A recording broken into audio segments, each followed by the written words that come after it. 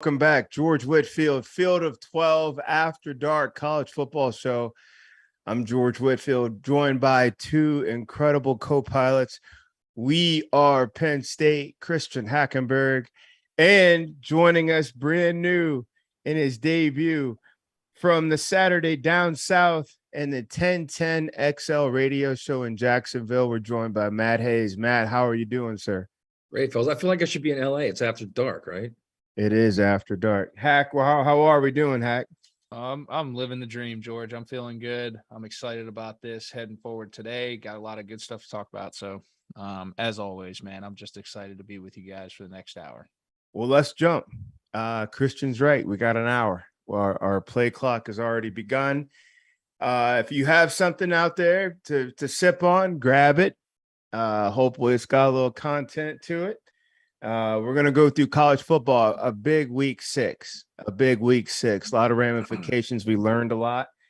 And toward the end, we're going to try to solve some problems. But fellas, we're going to start right now with the Roman Army. Matt Hayes, we told you, Alabama here is the Roman Army. They went toe-to-toe with Texas A&M tonight. A lot of drama, a lot of pregame luster coming off the summer, but it was honestly a great football game that comes down to the last snap. Matt, I just want to go to you first, being your first at bat with us, and what an honor to have you here with us.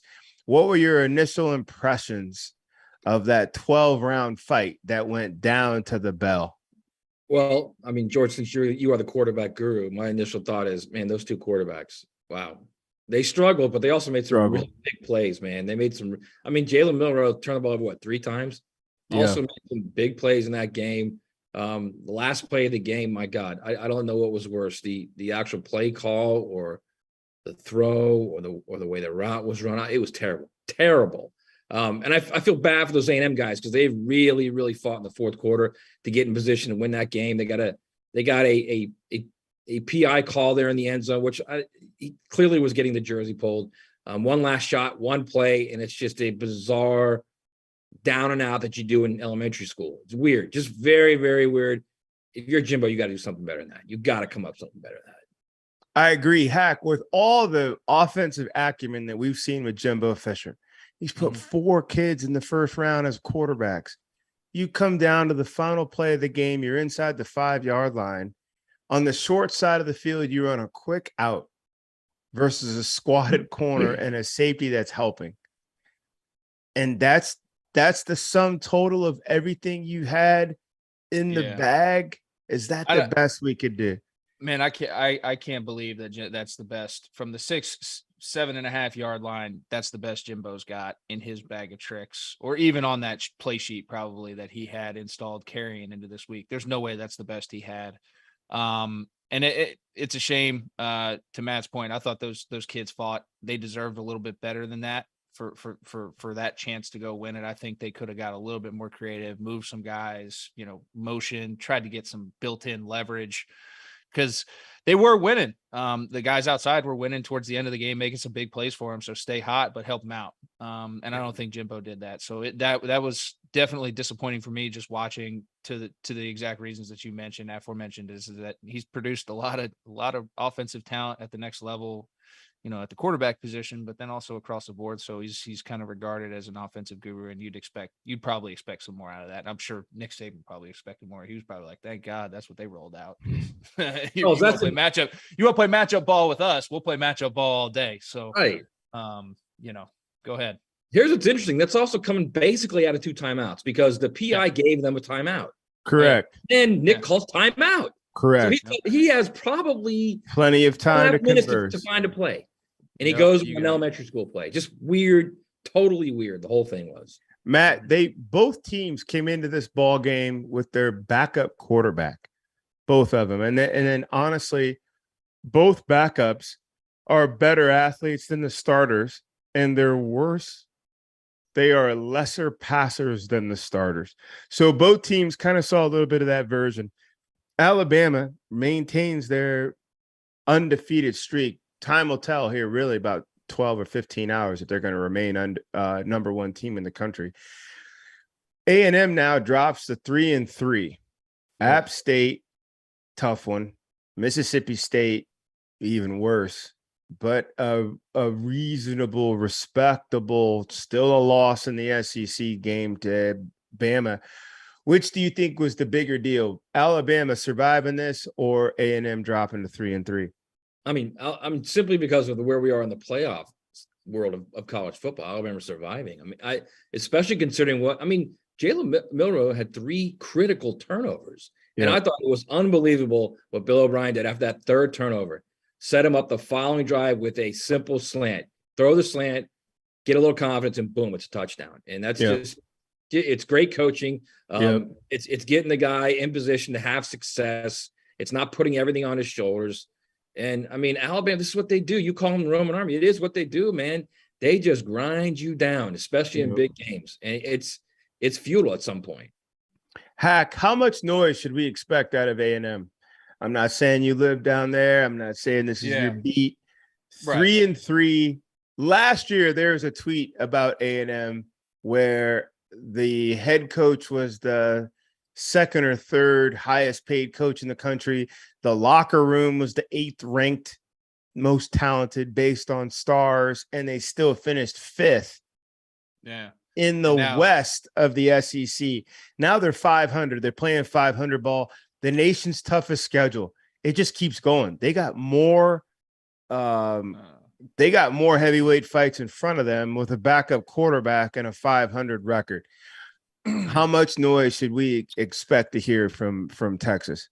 Well, here's another factor that you're not throwing into it this year as well, that I'm sure I might be completely speaking out of my ass with this, but I'm guarantee I'm not too far off. It might be the highest paid locker room in the country as well, too, with NIL deals and things of that nature. So per Nick Saban, But what I'm saying is when you start throwing that factor in there, those people that are forking out that money to pay the kids, they want to see you better believe they want to see some ROI. And if your buyout ain't when you're talking Texas A&M money, that buyout, although it's astronomical, it's not a fail safe or safe proof there for you. And you can get that forked up anytime soon down there. So that's not a problem. So I think when you add that factor into it, the expectations are definitely not what they've been putting on the field. So, again, not my beat, don't really have any ties there, but just outside looking in, like it's got to be better, especially with all the resources that he has and the success he's had in previous places. Once again, Alabama surviving Texas A&M on the last play of the game. A&M with the ball inside the 10-yard line makes a I don't even want to say a valiant effort. They ran the play that was called against an all-world corner and an all-world safety, and they denied it, and that was it. Aggies also denied. Aggies 3-3. Alabama currently unranked. We'll see how their number 1 goes. Again, Field of 12 After Dark. Thank you for rolling with us. College football at night. How else would you want to see it? George Whitfield, Christian Hackenberg, and making his debut at Jacksonville, Florida, Matt Hayes. If you have something to sip, grab it. We're going to go into our traditional toast. Those of you who have been with us, and those of you just joining us, we usually, always, typically do a toast to our favorite thing in college football. Hack, I'm going to start with you on your toast. I'm going down to the Red River rivalry. The mullet toting gunslinger over there for the Longhorns, coming off a shoulder injury, played big. Trevor Knight got on me a little bit. He played big against a defense that's hurting, but he still played big, came out and showed some growth for a kid in his first year starting. I would think I'm really excited about his opportunity there at the University of Texas. So hats off to Quinn Ewers and that Texas team just putting it on Oklahoma in a pretty good fashion. I think putting themselves still in the running for the Big 12 down there. So here's to UT. Hey. Mr. Hayes, sir, out of North Florida, your toast goes to Hendon Hooker, man. I mean, it's unreal how well that kid is playing, not only right now, but so since they lost to Alabama last year, okay, which was in same amount of time, mid-October, third Saturday in October. He's thrown 24 touchdown passes against 1 interception. 24-1. It's sick how well he's playing right now. Every game this year, all 5 games, he's thrown at least 2. He's thrown 2 touchdown passes, hasn't thrown a pick. Tennessee, welcome to the playoff chase, Vols. It's been a long time. Good to have you back. Uh-oh. Wow. I'm not saying I don't disagree Cheers with to the him. Vols, man. To the Vols. I respect that. I respect both of those toasts. I see your toast, and I raise you a little West Coast love. California. UCLA, undefeated, had a biker gang roll into town. The one they were told they needed to look out for. Battled them and beat them. Oh, my goodness. The Bruins knocked them out. Utah Utes, Chip Kelly, Dorian Thompson Robinson, and all of the Utah or the UCLA Bruins. I'm all tied up right now with all these acronyms. But the Bruins taking care of business in California. We'll get to the city of Los Angeles. But the Bruins moving to 6-0. Uh-oh. And staving off the biker gang, UCLA. Before we get rolling here, quickly, we had a little bit of fan interaction already, fellas. Big question. Did you think it was a pass interference on the second to last play of the game? Obviously, we are all interacting with this thing and jumping up and down. Matt, Hack, you guys have any thoughts about how the officials handled the last couple plays of the game? I mean, grabbed his jersey. That's what I saw. Yeah. You're grabbing the jersey. You're inhibiting the play. So, I mean, I think it's a good call. Holding. Yeah. Hey, man, you got to do what you got to do. Listen, I think referees have one of the hardest jobs in the planet. So, like, as long as they're consistent, I can't argue with it. So I thought that, you know, for the most part, they were pretty consistent. They let them play when they needed to let them play. And, you know, it was what it was. So, I mean, to that end, Christian, honestly, that's back to that play, that Jimbo that he chose. Yeah. Why not just run a pick play and force the official to call it? Force him. Yeah. Right. Yes. Because you know what, to Matt, I was just going to say, to your point, I honestly think, just like what Hack said, they kind of swallow the whistle in those last couple of plays because they don't want to be the factor. You don't want to be that guy. They don't want to be that guy. Yeah, no. And they kind of want to hold off and hope and pray that it works itself out. And then it wasn't, you know, he didn't get tripped or mugged and the ball flies right over his head. I think they just kind of want to play that off. Field of 12 After Dark. You can find us on Sirius XM app, and you can get the merch modeled right there by Christian Hackenberg, Field of 12 gear, all kinds of other gear at fieldof68.shop. Don't go to fieldof68.gov. Go to fieldof12.org. Or fieldof12.org. Go to fieldof68.shop. Fieldof68.shop, and you can get all your merch. Rock it to your tailgates, girls' nights out, ladies. I'm telling you, you'll turn all kinds of heads. Back to business. We already got Alabama and A&M. The Tide survive. We already got our toast. Time to go to the next big heavyweight matchup. The Vols and the Fighting Josh Heupels traveled down to LSU and knocked out the Tigers. It wasn't ever close. It wasn't ever close. And honestly, fellas, to me, the difference and the separation between the two teams starts at the quarterbacks. The separation of the quarterbacks was the separation of the two teams, because you can't tell me LSU is not a talented team and they have a great coaching staff over there coaching them. But the gap between these two teams are the two field generals in front. The Tennessee Volunteers knock out LSU 40-13. Hack, what was your initial take on this game? My initial take is you can't start the game the way LSU started the game, by getting the kick, taking it off your face mask, and giving Tennessee the ball from their 20-yard line going in. That's a tough way to start. But I think from a broader picture, You bring up a great point about the quarterback position, but I still feel that this LSU team, for all the reasons you mentioned, can still knock anybody out on any given Saturday. Yep. With the guy pulling the trigger. But I mentioned this on Thursday night. I think that Tennessee and LSU, from a program development standpoint, are on different stages. And what you saw, I think they're on a similar track, similar type of talent, similar type of team, similar type of tradition, but they're on a completely UT is a year and a half, 2 years ahead of LSU, right? And I thought that maturity and that identity showed, and it definitely helps when you have a guy like Hendon Hooker, who, by the way, hasn't played football at the level that he's been playing it throughout his entire career. It's not like this guy has just been consistently playing at an extremely high level, struggled a little bit at Virginia Tech, found a new home, did all that. So a battle-tested type guy, I think, brings in kind of a symbol of the Tennessee program rising from the ashes. And I think that that's really what I saw today. I saw two teams, very talented teams, a guy who's trying to kick off that reascension, and somebody in Josh Heupel who's done a hell of a job down there.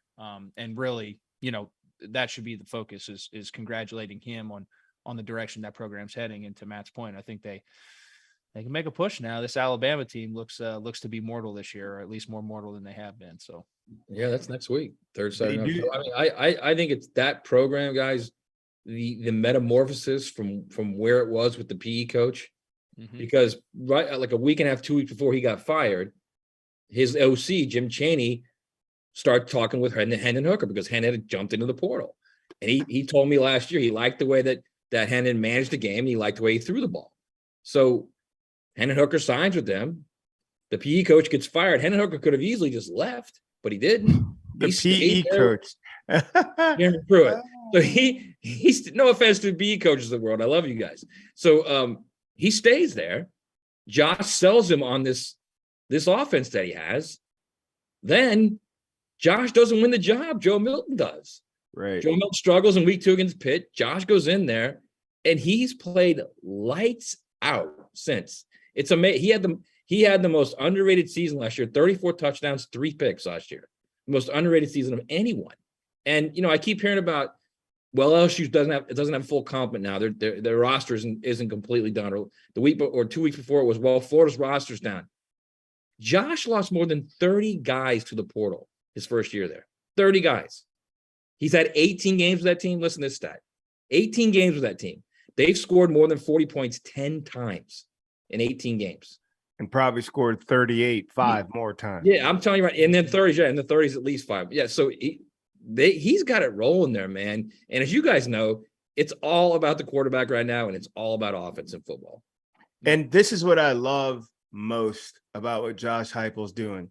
Don't play around. If that's your centerpiece, if that's your catalyst, operate like it. Don't get cute. Don't go off of him. Keep the ball in his hands or run it through his hands. Hendon Hooker has shown tremendous range, reach, accuracy all year, and discernment. Again, interceptions. What does he have? 2 this year so far? None. He's got none. He's got 3 at Tennessee in 18 games. 3. I'm correct. At Tennessee, none this year. He's got 44 touchdown passes and 3 interceptions at Tennessee. It makes no sense. So to that point, man, and when you look at Josh's offense, it's not like the most complex, crazy thing in the world. They play fast, and what they do, they operate at a high clip and do it extremely efficiently. And you got to tip your cap to a kid who goes in there and doesn't get bored just taking what they give you. Right. And when you look at him too, because we talked about this a couple weeks ago, when you watch him play, he'll go 18 for 22.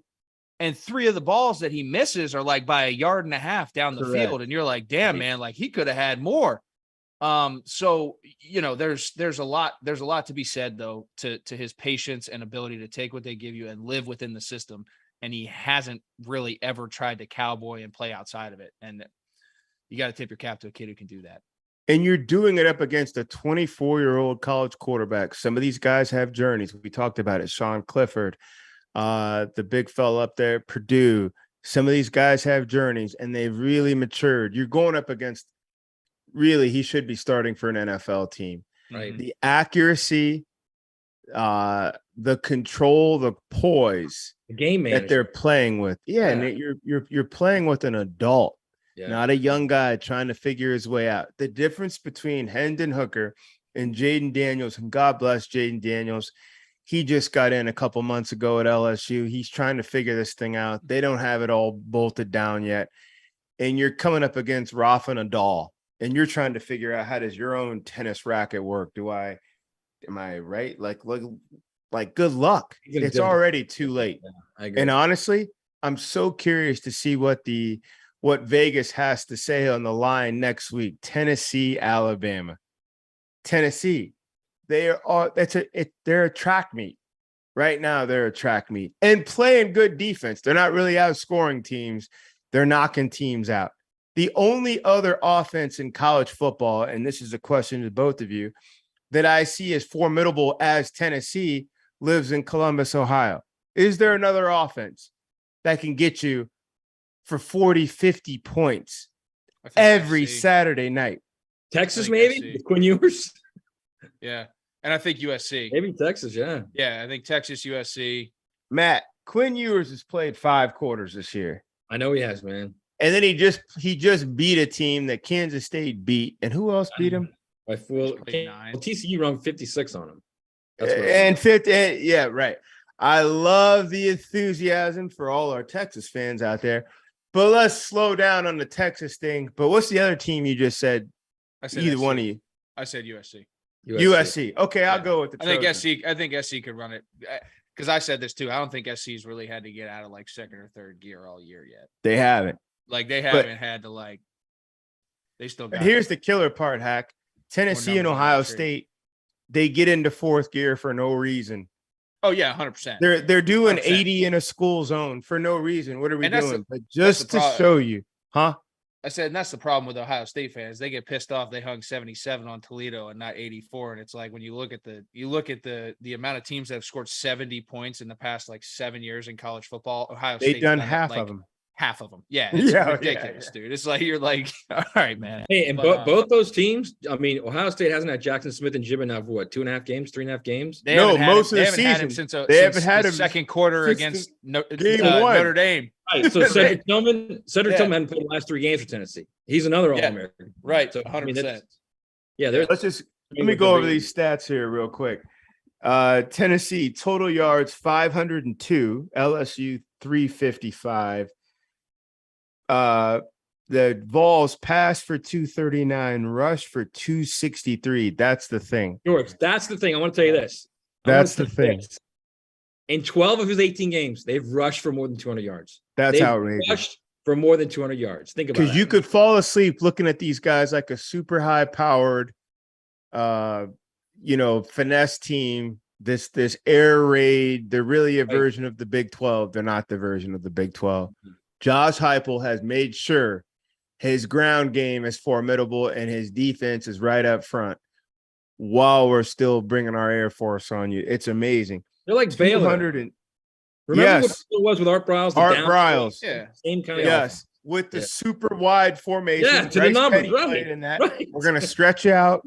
We'll read the box. We'll let you make your own determinations, and then we're going to scorch you.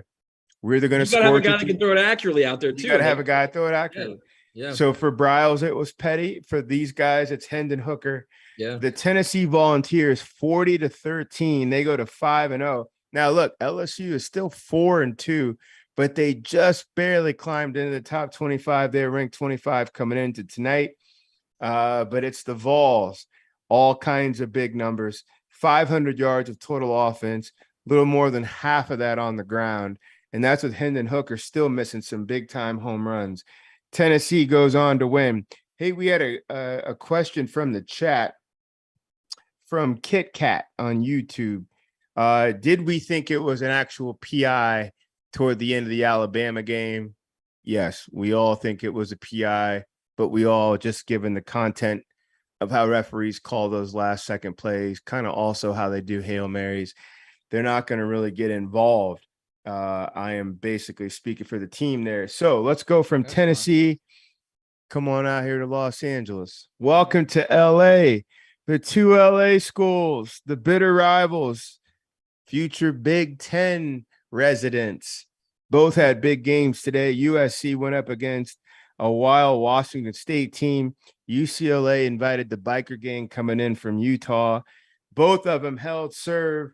Matt, I'm going to start with you. Which win was more impressive? The Trojans overtaking a game Washington State team, or UCLA standing up against Utah? I mean, the biker gang has to be, because I mean, if you look at UCLA, you know what they've done under Chip, they've been kind of finesse, and he's been building and building and building. And we always thought, well, he's just got to get to that point where he was at Oregon, where he had physical lines of scrimmage. You know, the team that played Auburn in that championship game was a physical team. I think they're very close right now, very close, and they got speed on the outside too. And DTR is really playing well right now. He's not making the mistakes he's made in the past. He's playing very smart. He's throwing the ball accurately. They're a dangerous team. I don't know how far they can go. I'm not sure how far either one of these guys can go, to be honest with you, because I think they're both based on offense. And at some point, they're going to have to stop somebody if you get to the playoff. And I don't think that will happen, but they're fun to watch. They're fun as hell to watch, man. And I think that not only the progression of UCLA, but USC with Lincoln, how quickly he's turned that around, man. He and Kiffin, really, guys, and I know this is kind of off on a tangent, but he and Kiffin have kind of shown every athletic director and every university president out there that it doesn't take 2 or 3 years or 4 years to build a team. Correct. It takes good recruiting the portal. You get the right guys in there, and you can take off, man. They've both done it. Agreed. And they're both great ball coaches. People in Oklahoma are salty because, you know, just how Lincoln rolled out. Seems like half the country's salty with Lane because of whatever. It's probably more about them. We're always salty with Lane. They're both great ball coaches. Hack. Matt went with the Bruins. Are you rolling with the Bruins having the bigger win tonight, or the Trojans, or do you just look at both of them had just big nights? Well, I mean, I think both of them had big nights, and at the end of the day, you know, we're gonna find out November 19th when they go toe to toe. Lock horns. Yeah, you know what I mean? And that's the beauty of it. UCLA's got, I think, Oregon next week for their next game. Is that next week? No. So they got a bye week, and then they play Oregon on the 22nd. So, you know, I think this Oregon team's much improved since that beatdown that Georgia put on them. They've played good football. They've had some tests. They beat a BYU team that we were high on. You know, a lot of returning experience on that BYU team. They went in there and handled business, and they've been handling business up until this point. So I think that this Oregon team can be a little bit of another test for them. If they pass this, though, you know, I think it is going to come down to that November 19th game. And realistically speaking, when you're talking college football playoff, I think from a Pac-12 perspective, from a Big 12 perspective, and an ACC perspective with Clemson now kind of back on the horse, whoever's undefeated is going to get that fourth at-large bid, because Notre Dame's non-existent. You know, you don't really like, and there hasn't been, you know, a group of 5 storyline team like Cincinnati. Whoever's undefeated is going to get that at-large bid, in my opinion. So someone's got to figure it out, and it's good to see 2 teams alive in the Pac-12. Well, really 3 teams, I think, even though one's got 1 loss. You know, but if they can, whoever comes out of that the least scathed can make a run for that fourth at-large bid, in my opinion. Let's go into that just real quick between the two of you, given basically what Hack just said. Look at it from UCLA's perspective. If UCLA runs the table, they run right through the Pac-12. Do they warrant consideration for that 4th spot in the playoffs? And I asked that question because the Trojans started already in the top 15, maybe top 12. Now they pushed their way up on the edge of the top 4. Matt, the Bruins, I don't even know where they started. I don't even know if they did get a chance to start in the top 25. They've made this meteoric rise. They've been knocking teams out. Big knockout tonight. And you know, college football world felt that. If they run the table on brand, on reputation, on body of work, do they merit a seat at the table? So there's a difference between merit and will it happen. I don't know about merit, but it will happen. If they go unbeaten, they will get to the playoff, because at this point, you could say, even you could say there's going to be an unbeaten SEC team. There's going to be an unbeaten Big Ten team. There could be an unbeaten ACC team. There's not going to be an unbeaten Big 12 team. So they're not going to leave an unbeaten Power 5 conference champion out of the playoff. They just won't. So merit, I don't know if they. I would think that if you're unbeaten in that league, you're doing something right. Okay, but I think just based on what it looks like, I don't think the playoff could tell a unbeaten Pac-12 champion that you're not getting in, but we're going to put one loss Michigan in. Michigan's only loss is to Ohio State, and they didn't even win their division. They didn't play in their championship game. I don't see that happening. I think if all things being equal, they'll get in. Mm-hmm. So for all you Oklahoma State fans out there enjoying the big win tonight, winding it down, you can send all your fan mail to Matt Hayes at the 1010X Radio Show in Jacksonville. They almost lost tonight, man. He has already canceled They all your national championship reservations as you currently stand undefeated. Matt Hayes' thoughts are not necessarily the thoughts of Field of 12 football. Direct him to Matt Hayes. Hey, Hack, UCLA. Yeah. If they run it, do they get a seat? Yeah, I mean, I think it's going to be interesting if they run it, Clemson runs it. You have Georgia beat Alabama in the SEC championship game, and let's say Ohio State runs it from the Big Ten, because it's going to be someone from the Big Ten East, whether it's Penn State, Michigan, or Ohio State. I'm throwing Penn State in there as just because of where they're sitting. They should be. They're 10. Yeah. But someone from the East is going to be there. Historically speaking, there's been 2 teams from the SEC, and then there's one at large bid. But now, if you have a Clemson team run the table in an ACC, that is down. But if they run the table and they're back, history kind of speaks for that. And then you have a Pac-12 team run it. That's when I think the conversation gets interesting, and that's when I'm really excited for the 12-team playoff. But where would you put your money? The undefeated ACC legacy team that Clemson's had. That's what I'm saying. That's going to be the hard thing. Or the new kid on the block. It's going to be the hard thing. And like I said, I'm sure that there's going to be other variables that go into that decision at that point in time. Fan support, ticket sales, things of that nature. At that point in time, they're going to start trying to drive it. Or if the team's hot. And that's the nice thing, is I think UCLA is going to have bigger games at the end of their schedule that people are going to be tuning into. And if they go out and they beat Oregon, and then they beat SC on the Showtime, and then they win the Pac-12 championship game, okay, cool. Like they're going to have a lot of momentum. So yeah, I mean, I think if they run it, without a doubt. Real quick, can the city of LA beat Clemson in a neutral site? Matt, I'll start with you. Could the Bruins and Trojans both beat Clemson in Dallas? Let's put them separate or combined. Separate. I know they'd want to probably combine. We'll go separate. Could they each beat Clemson? DJU's playing pretty well right now, man. I think he's almost back to that DJ freshman going into South Bend and playing really well. On neutral field, yeah, I think USC, because I think they're more offensively explosive than UCLA, and UCLA has looked really good on offense the last couple of weeks. But I think USC might be able to. Yeah, it's just defensively. I don't know what we have with either one of those teams on defense. I don't know what they can do as far as it's 3rd and 3 and you got to stop it. You got to stop a basic isolation run.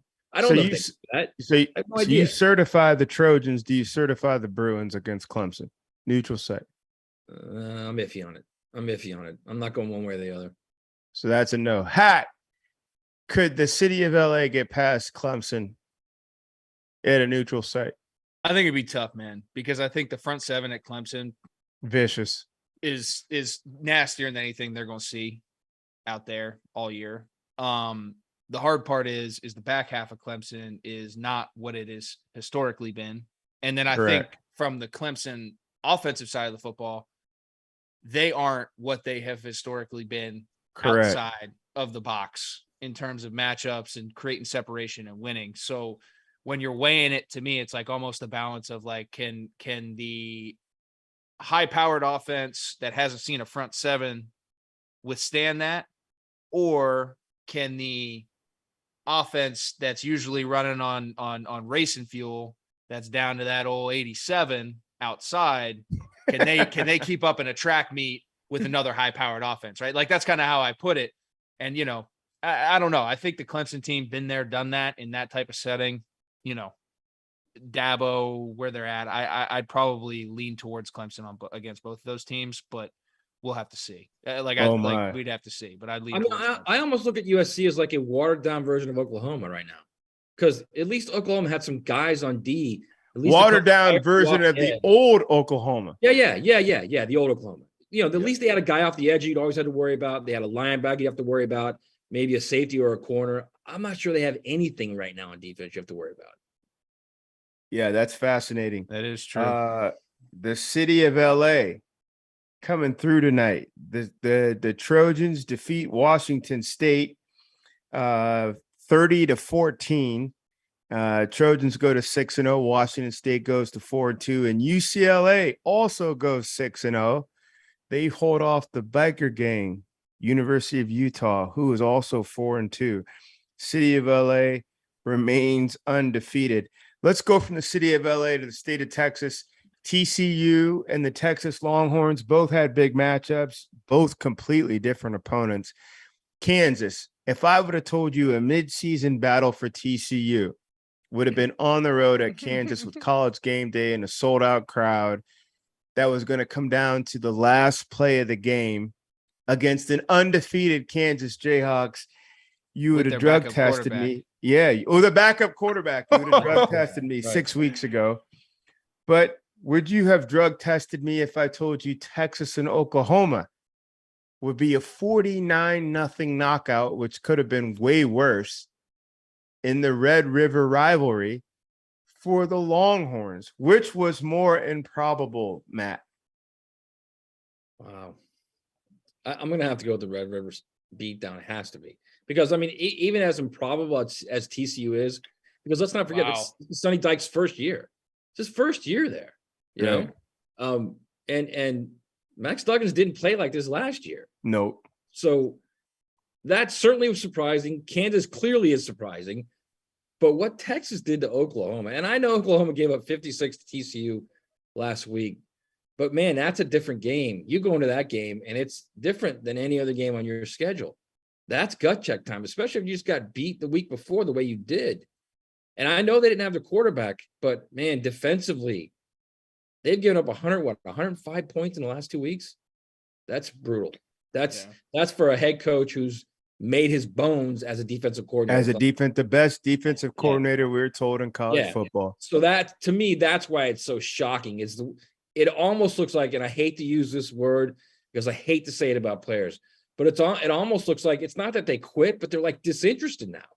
We're 5-6 games in the season. They look disinterested out there on defense. I see how that could be, Hack.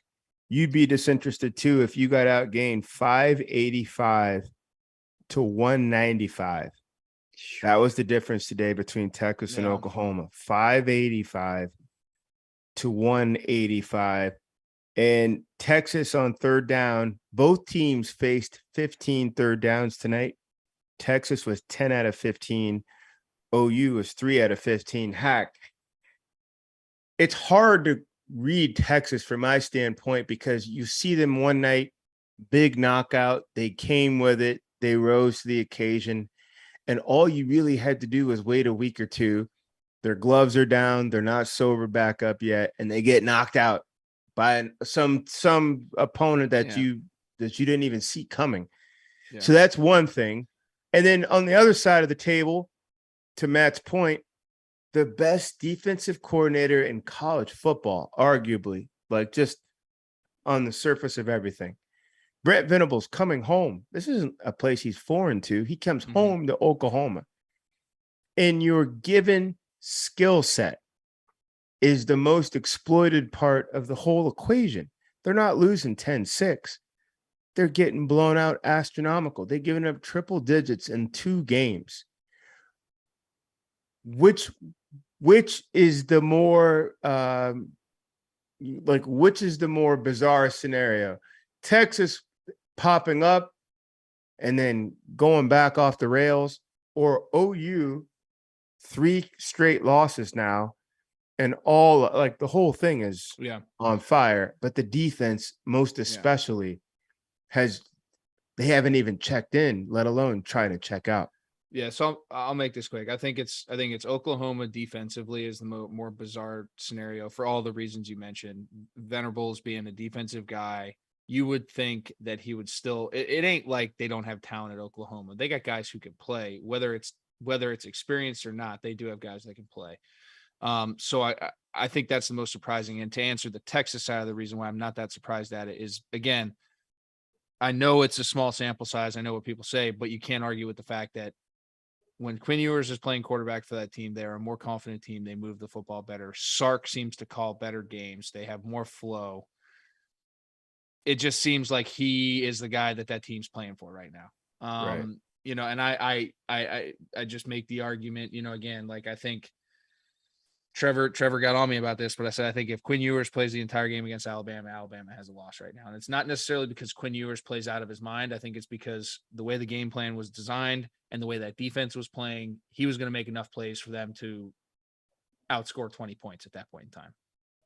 So I don't want to get out of whack with that, but I think when he's in there, I'm not as worried about Texas. And I think Oklahoma's got a lot of problems that they got to fix. Can we give a quick note? TCU now undefeated. Veteran coach Sonny Dykes undefeated, came out of nowhere. UCLA undefeated, unranked to start the season out. Veteran coach Chip Kelly has these guys dialed in. The Tennessee Vols undefeated. I'm curious, and our producer Trevor, if you could shoot us or just even message us what Tennessee started at to start the season out.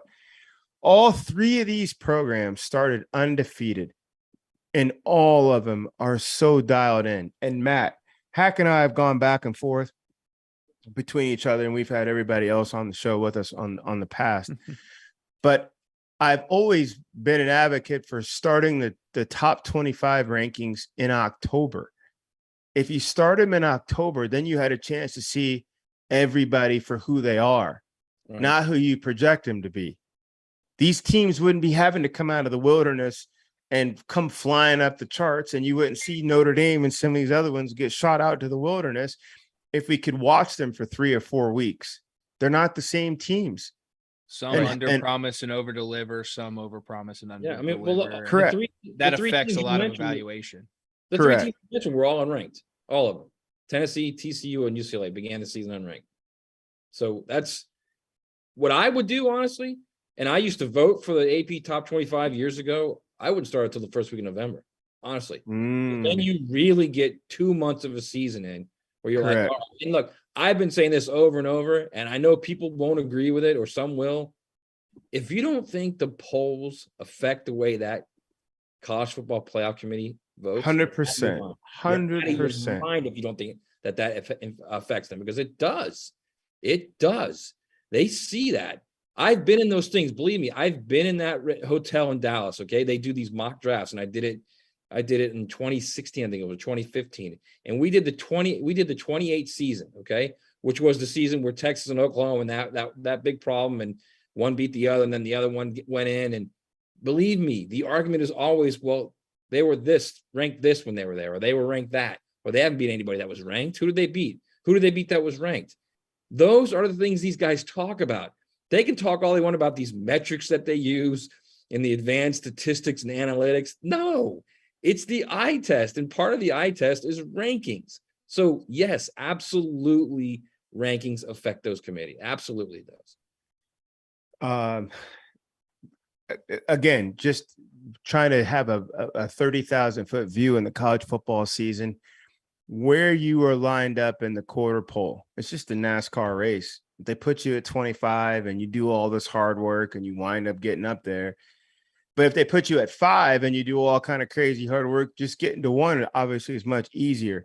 Those 3 programs, Tennessee, TCU, and UCLA, man, a toast, because I wish I could sit in those preseason team meetings before the season started, when those coaches said, trust in our process and what we do, and we're going to knock all kind of out and get there. So city of Los Angeles, state of Texas, let's swing up here to the Big Ten here real quick. Michigan knocks out Indiana. A lot of drama today for Michigan in that their running backs coach, Mike Hart, had a seizure on the sideline and just emotionally and psychologically affected that team. There were players that had to be consoled during the game. Michigan was already in this kind of a barroom brawl with Indiana. It was 10-10. They kind of worked their way out of it 31-10. And on behalf of Field of 12, Coach Hart, we hope that you're okay and that you make it back. And then you go up to East Lansing. Ohio State shows up there, and they're as Ohio State as they possibly could be. Game was over in second quarter. They have so many ways to attack you. They don't have a out pitch. They have like 7 out pitches. So once you start sitting on 1 or 2 of them, the other 5 come at you.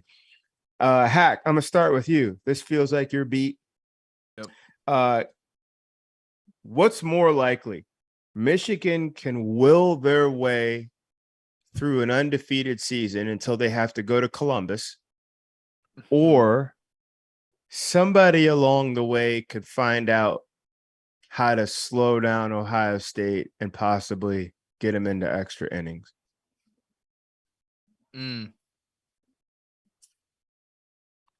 It's tough, man, because you're talking about the East, like it's its own division, and I will argue that the Big Ten East is one of the toughest divisions in college football, right up there with should be either its of the own SEC conference. sides. To be I mean, honest, it's crazy. It's the top 4 or 5 teams in that division can go play anywhere. The Michigan team scares me right now because of their lack of propensity to put JJ in, I guess, compromising situations to an outsider's view, but for a guy who played the position, like, make him go dive into situations and not dip his toe in the water. Like, make him make some throws that he's not comfortable making against an Indiana team that you can come back in. And I thought they still had training wheels on him for the first half of this game, and then the second they started opening it up the second half, and he ended up going on and throwing for 300 yards, and that's great. But I think you need to push him earlier if you're Jim Harbaugh, especially since that's the decision you made to replace a guy who beat Ohio State, which is one of the things you just mentioned, won you a conference championship, which is something they haven't done in a really long time, and then got a berth in the college football playoff, which has never happened before in school history because it hasn't been around that long. But Michigan also hasn't been relevant for a while like that in that sense as well. So when you replace a guy like that, I think you got to really push the kid to reach that standard. So to answer your question, I think Michigan stumbling in there, I'd flip it on its head. I think Ohio State's going to roll, and I think Michigan could actually trip up coming off being the reigning Big Ten champs. I think they could trip up and slip up and run into something. They got Penn State in next week. So yeah, we'll find out. 6 days they'll go up against Penn State. Matt, what is most intriguing to you on the Big East? I'm just going to go on the Big East. Sorry, this is not Field of 68. This Miami is Field of 12 after dark. I apologize on that one. The basketball heads of all this are probably pumping their fists. Michigan, Ohio State, Penn State. Also throw in Maryland, who got into a big exciting. Yeah, came down again to the last play. What's the most compelling aspect to you, Matt, as you look at the Big Ten from the South? So I'm going to flip it a little bit on Hack, but I first want to start by saying this. I think it's going to be whoever Penn State can figure out how to score some points against, be it Ohio State or Michigan, they got the best chance of winning, because the Penn State D is really good, man. Really good. They're really good. And they can cover in the back end and they can rush. So they're going to be a problem for both those teams. I don't know if they can score enough points to be a problem for 4 quarters, but they're going to be a problem. As far as Ohio State and Michigan, I look at JJ McCarthy and I see a guy who's just got enormous potential. Mm-hmm. And I agree with Hack 100%. If you got a guy like that is a dual threat guy that can stress defenses with his legs and can make any throw on the field, you got to not only force him, but you got to open up your offense for him too. And they've got 6 games to do it. If they can get by Penn State, and that's going to be a tough game, man. They get by Penn State, and he has a chance to kind of like open it up a little bit over the next 5 games. Everything's Ohio State's going to win that game. They're going to the playoff. I would not go that far, man, because he's 6 more games into his progression, and he is a dangerous quarterback. That kid's got some talent, man. I saw a trailer to the new Redeem Team documentary with Kobe and LeBron, Coach K coaching that Olympic team. And Kobe Bryant said, defense and rebounding, you can beat anybody. Yeah. If you focus on defense and rebounding, and for football to translate that over, it's defense and special teams for football. Penn State's defense, in my eyes, sits right there with Ohio State and Michigan. They just don't have, I don't think anybody in the country has the throttle power that Ohio State does. And even Michigan seems to get first downs and touchdowns easier than Penn State. But again, matchups make fights. Penn State, Michigan will meet next week. Heck, that's It's in the big house. It's in the big house. It's in Michigan. And it's in Michigan. Penn State has Ohio State coming up to in Happy them. Valley, Right, which So- to me Coming is to them. that's another which reason is why I always a put good that, game. Yeah. That's always a good game. And Plus, they again, play so well too. and this is the Big 12. How many times are we going to say it? This is the field of 12, not the Big 12. This is the field of 12 reaching out to the Big 10. We know you're this close from doing away with the divisions. All your monsters have to dance with each other just to get to your own conference championship. And meanwhile, the West is out here just playing checkers until we call for one of those guys to come forward. All the slaying will be done in the East, Big 10. Can't we do anything about it? In closing, with the Big 10, Illinois, the Fighting Illini showed up today. They found themselves a little room on the docket. They had a rock fight of a win against Iowa. A rock fight. Couple guys on this side of the street in a ditch, couple guys on that side of the street with the ditch. Both of them got a bucket of rocks. It's no shootout now. Do not be mistaken about any type of shootout. Who can throw more rocks and hit the other crew more? Illinois, the Fighting Brett Bielema's coach. With all respect, 9-6, 9-6. Illinois now undefeated and making some type of noise. I don't know if we can hear the noise, but they are trying to make noise over there in the West. All right, scenario time, and we're coming down now. Field of 12 after dark. College football live. Thank you for rolling with us. Matt Hayes in his debut from 1010 XL Radio in Jacksonville. Christian Hackenberg. You've been with Hack for the last 2 years. We are Penn State. Fellas, can we start helping programs out? I would like 4 or 5 names you want the college football world to be aware of in some of these coaching hires. Hack, I'm going to start with you. Give us a couple of names of guys you believe in your heart would go in and turn one of these 4 or 5 programs around. All right, I'll start near and dear. I think Bill O'Brien will take a job and will get a job this cycle somewhere. I don't know if that's going to be college or NFL, but Bill O'Brien will be somewhere other than the University of Alabama next year. Yep. Jeff Traylor at UTSA. I think that's one of my shot in the darks. I think he's done a great job down there. If you could win there, I think you can win anywhere, specifically leaning towards more of the Nebraska thought process because they got to recruit out of state. Interesting. They don't have anything there. You got a guy who's got some ties down in Texas, can maybe steal some. Probably got to have a guy who's got some ties in California as well. Who could steal some guys and get them to old Lincoln. Be good. Sean Clark at App State. I think would be maybe a decent fit down at Georgia Tech. Again, I don't know, but you got to same see what footprint, similar type of mentality you want to get. You know what I mean? But I think he's done a damn good job at App State at developing an identity. And then I'm just gonna go 4 because 5, 6, 7, 8, they all kind of cross for me. But the 4th one, interesting one, Matt Rule. Kind of along the lines of kind of along the lines of a Nick Saban and others who've been great college coaches, turned a couple programs around, made the jump, wasn't as successful. I think he's a damn good college football coach, great culture guy. I think could do a really good job for a program in need. Matt Hayes. I'd love to see Matt Rule go to Georgia Tech. Love to see that. That's a perfect spot for him. Georgia Tech as his agent. as his They ain't gonna agent. pay him though. They ain't gonna pay him though. He might as As well his just sit there and agent, take we it in the chin in respect the Carolina. love, but I cannot let my client go to Georgia Tech Ah. at this time. Go ahead, Yeah. Matt. Go ahead. They're gonna pay it. They got to pay at some point. Yeah, They at some do. point you got to pay. I do. love Phil Longo at North Carolina, the offensive coordinator. Love him.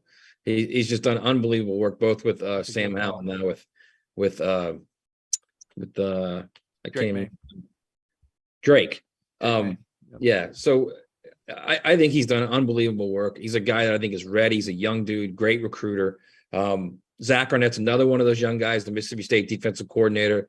Zach, who? Zach Arnett at Mississippi State, the DC.